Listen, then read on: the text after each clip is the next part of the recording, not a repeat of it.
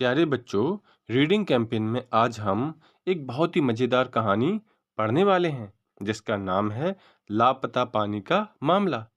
इसमें रंज नाम की लड़की खोए हुए पानी की खोज करती है और वह भी बिल्कुल एक जासूस की तरह। इस कहानी को लिखा है शालिनी श्रीनिवासन ने और इसमें चित्र बनाए हैं उपमन्यु भट्टाचार्य ने और इसका पूरा क्रेडिट है प्रथम बुक्स को। रंज के गांव में जो पानी का तालाब था वो लगभग सूख चुका था। अज्जी बारिश के लिए प्रार्थना करने लगी।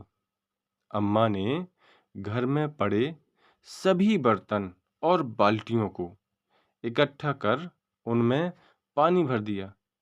हमें ज़्यादा से ज़्यादा पानी इकट्ठा करके रखना पड़ेगा, उन्होंने कहा। अप्पा ने थोड़ा गहरा खोदने के लिए औजार इकट्ठा किए। जब तक बारिश नहीं होती तब तक गुजारे लायक पानी हमें चाहिए होगा, उन्होंने कहा। रंज ने अपनी कॉपी और पेंसिल निकाली, फिर अपने दिमाग में पानी के बारे में सोचते हुए चल पड़ी अपने अम्मा अप्पा के पीछे पानी के तालाब की ओर। उसने तालाब की निचली सतह की बहुत बारीकी से जांच की। तालाब का तला सूखा और दरारों से भरा था। रंज सोच में पड़ गई। तालाब का सारा पानी कहाँ चला गया? क्या वो भाग गया? क्या उसे किसी ने चुरा लिया? ये एक बड़ा रहस्य है। रंज को रहस्य सुलझाना बेहद पसंद था। जैसे जब अज्जी को अपने पढ़ने वाले चश्मे नहीं मिल रहे थे, तब रंज ने उनको ढूंढ निकाला था। चश्मे अज्जी की किताब में मिले, उसी पेज पर जो वो पढ़ रही थी। फिर दूसरी दफा हाथी भला रज्जी के खेतों में क्यों आ जाते हैं? तो पता चला कि उनकी जो लंबी लंबी सूंड होती हैं, उनसे वो पके हुए अनाज को दूर से ही सूंघ लेते हैं और उन्हें खाने आ जाते हैं। मैं उस पानी को ढूंढ निकालूंगी, रंज ने बुदबुदाते हुए कहा।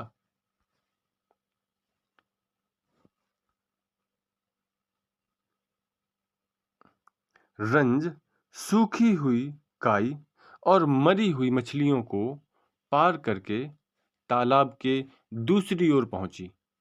क्या आपको पता है पानी कहाँ जा सकता है? उसने एक मछुआरे से पूछा।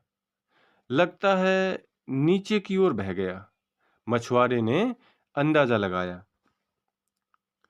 रंज ने पहाड़ी से नीचे जाती हुई उस सूखी नदी का पीछा किया। जहां पर वो नहर खत्म हुई, वहां एक और तालाब था। वहां ढेरों बकरियां थीं, पर पानी नहीं था। रंज ने बकरी चराने वाले से पूछा, क्या आप जानते हैं कि पानी कहाँ हो सकता है? शायद ऊपर, उसने कहा। मैं तो वहीं से आई हूँ, रंज बोली। पानी वहां नहीं है तो और ऊपर होगा, बकरी चराने वाला बोला। वहीं से तो पानी आता है।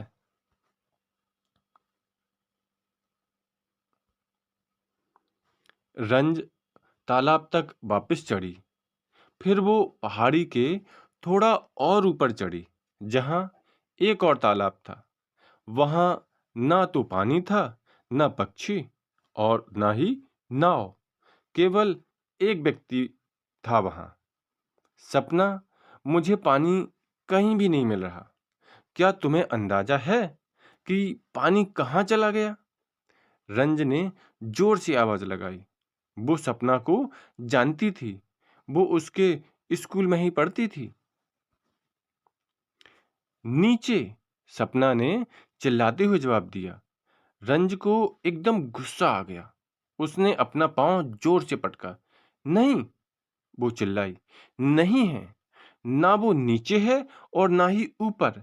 मैं ढूंढ ढूंढ के परेशान हो गई हूँ। समझ आया? तो क्या ऊपर वहां? सपना ने अंदाजा लगाया। रंज और सपना दोनों ने ऊपर आसमान की ओर देखा। सूरज ने वापस उनकी ओर घूरा। आसमान उजला था, गर्मी और धूल से भरा। नहीं, दोनों ने हामी में सर हिलाया। वहां तो बिल्कुल भी नहीं हो सकता। रंज हताश होकर सपना के संग नाव में जाकर बैठ गई और कमल ककड़ी का एक टुकड़ा चबाने लगी। वो गर्मी और थकान के मारे बेहाल थी। मंजू के माता पिता गांव छोड़कर चले गए, रंज ने कहा। वो शहर चले गए जहां पानी है। शायद हम सभी को यहां से चले जाना चाहिए। तुम जाओ, सपना ने चिढ़ते हुए कहा। तुम्हें किसी ने नहीं कहा यहां रहने के लिए। हाँ हाँ, ठीक है, रंज ने गुस्से में कहा और पांव पटकती हुई घर चली गई। पर कुछ भी ठीक नहीं था। पानी अभी भी नहीं था और ना ही बारिश। अगले दिन रंज ने छोटे से गिलास में तालाब के गंदले पानी से दांत मांजे। आग थूक, रंज ने थूका। स्कूल में कक्षा आधी खाली थी। बहुत से परिवार उस इलाके को छोड़ चुके थे। पर्यावरण अध्ययन की क्लास चल रही थी। क्लास के बीच में वो उठी और स्कूल से बाहर भाग गई। वो भागती रही, भागती रही, भागती रही। वो बुरी तरह हाँफ रही थी। आखिरकार वो सड़क के किनारे जाकर बैठ गई। मुझे पानी को ढूंढना ही पड़ेगा, वो हाँफते हुए बोली। क्या मैं मदद करूं? एक आवाज आई। वो सपना थी जिसने रंज को स्कूल से भागते हुए देखा था। रंज का चेहरा चमकने लगा। हाँ, हमें ये सही प्रकार से करना होगा, सपना ने कहा। बिल्कुल असली सैनिटरी इंजीनियर की तरह। किसकी तरह? रंज ने पूछा। सैनिटरी इंजीनियर वो होते हैं जो पानी के पाइप, टंकियां और नालियां बनाते हैं। जब मैं बड़ी हो जाऊंगी तो मैं भी एक सैनिटरी इंजीनियर बनूंगी, सपना ने कहा। काफी माथापच्ची के बाद दोनों ने गांव का नक्शा बनाने की ठानी, जिसमें सभी तालाब और नदियां हों, ताकि उन्हें ये पता चल पाए कि पानी कहाँ गया है। आखिरकार वो दोनों आराम से बैठ गए और अपने ही बनाए हुए नक्शे को बड़े ही ध्यान से देखने लगे। हमने अभी तक ये तालाब नहीं देखा।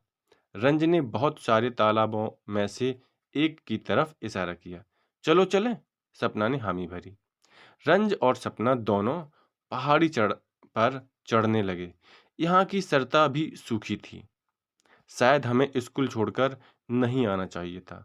ये तालाब भी शायद सूखा ही होगा, सपना ने उदासी से कहा। पर जब वो दोनों तालाब के पास पहुंचे, उन्हें अपनी गलती का एहसास हुआ। तालाब तो पानी से लबालब भरा हुआ था। सपना ने एक छोटे से पंप की तरफ इशारा किया जो तालाब के छोर पर लगा था।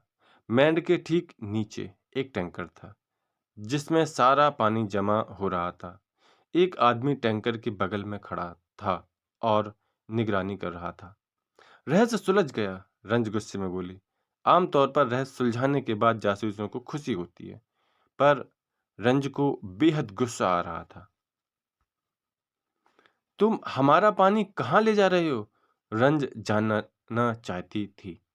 शहर, आदमी ने कहा। वहां ज्यादा लोग हैं, इसलिए उनको ज्यादा पानी की जरूरत है। ये बिल्कुल सही नहीं है, सपना ने कहा। आदमी अपना कंधा उचकाते हुए बोला। यह तो ऐसा ही है। मेरी दोस्त एक सैनिटरी इंजीनियर है, रंज चिल्लाते हुए बोली। उसको पता है कि क्या उचित है और क्या नहीं। आदमी हंसा। Sanitary engineer? और तुम तो अभी बच्चे हो। सपना ने धीरे से कहा, हाँ, हम बच्चे जरूर हैं, पर अच्छी तरह जानते हैं कि तुम हमारा पानी नहीं ले जा सकते। घर जाओ, आदमी बोला, तुम कुछ बदल नहीं पाओगे। हम तुम्हारा पंप तोड़ देंगे, रंज चिल्लाई और हाथ में छड़ी लेकर पंप की तरफ दौड़ी। ओहो, आदमी बोला, पर मुझे तो लगा था कि सैनिटरी इंजीनियर पंप बनाते हैं, तोड़ते नहीं। हाँ, नहीं, इस तरह नहीं, सपना ने दुखी होते हुए कहा। पर रंज ने कहा, मैं एक जासूस हूं, मैं कुछ भी कर सकती हूँ।